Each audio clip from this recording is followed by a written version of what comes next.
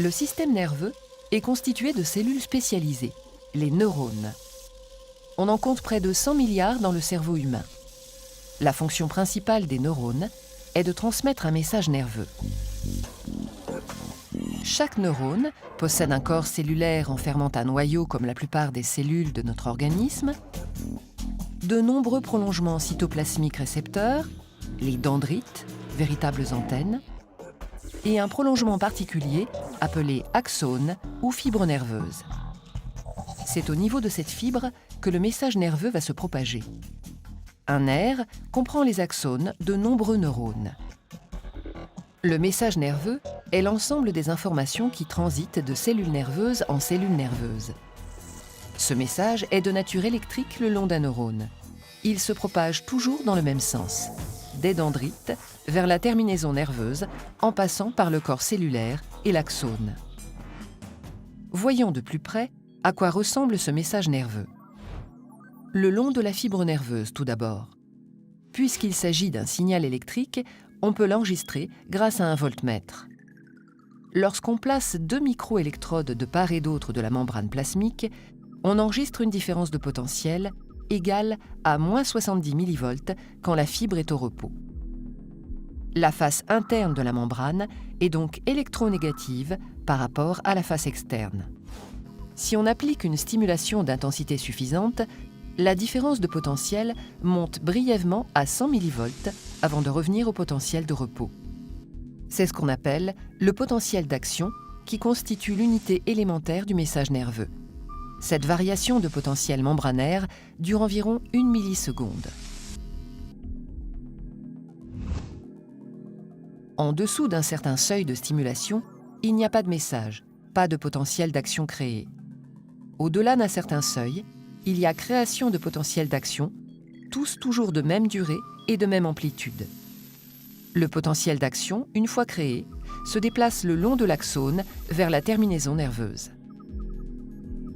Plus l'intensité de la stimulation augmente, plus le nombre et la fréquence de ces potentiels d'action augmentent.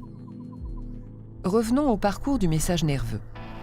Lorsque le signal électrique parvient à l'extrémité de l'axone d'un neurone ou terminaison nerveuse, il rencontre un espace appelé fente synaptique qui l'empêche de se propager à un autre neurone.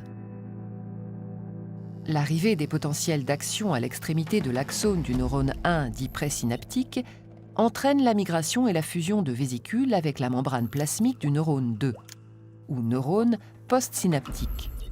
Cette fusion libère les molécules enserrées dans les vésicules, appelées neurotransmetteurs.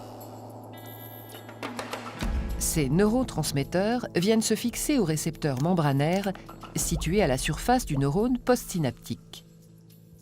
Cette fixation déclenche une réponse électrique dans le neurone postsynaptique et éventuellement, si cette réponse est d'amplitude suffisante, la création de potentiels d'action.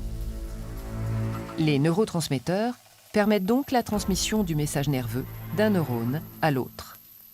Ces molécules actives sont libérées par un neurone et réceptionnées par un autre sur lequel elles agissent.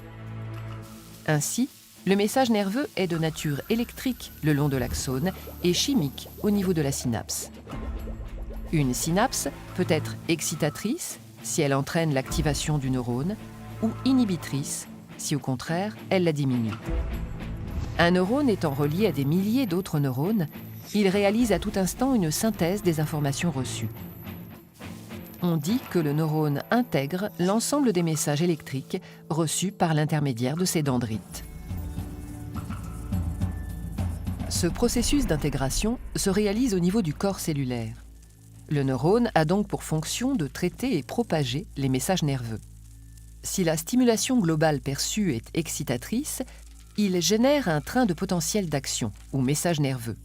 Sinon, il restera silencieux et le flot d'informations s'arrêtera là.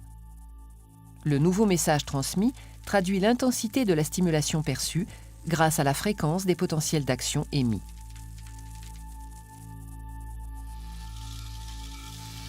Le message nerveux qui se propage dans un incroyable réseau de fibres et de connexions résulte donc d'activités électrochimiques. Il constitue un moyen de communication à l'intérieur de notre organisme. Un signal simple, le potentiel d'action, permet de véhiculer des informations très diverses. Sensations, pensées, commandes de mouvement, régulation.